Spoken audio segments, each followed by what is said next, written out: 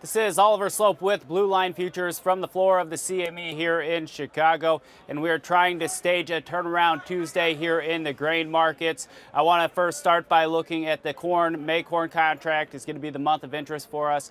Trying to stabilize here after the recent bloodbath. I think yesterday, really to start the week, was a lot of spillover pressure from the soybeans and the wheat market. I think corn probably has the most potential of these three grains. They need to get back above the 200-day moving average, which comes in at 379. If they're able to do that, I think we could see the funds kind of step back in on some of the long positions they've reduced recently.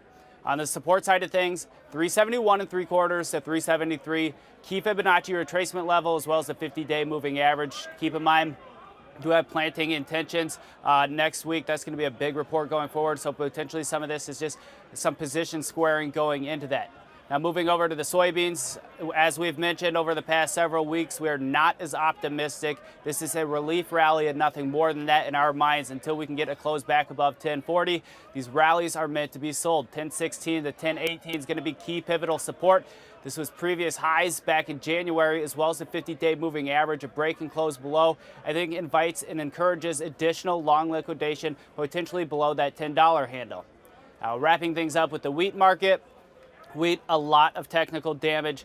Almost looks like a bit of a technical graveyard over the past four sessions. Have just been down, down, down.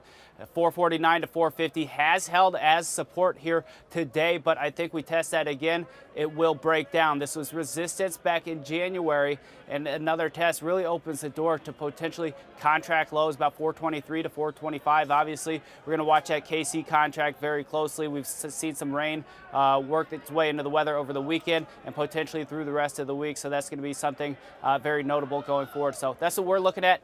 That's what you should be looking at too. It's been Oliver Slope with Blue Line Futures from the floor of the CME.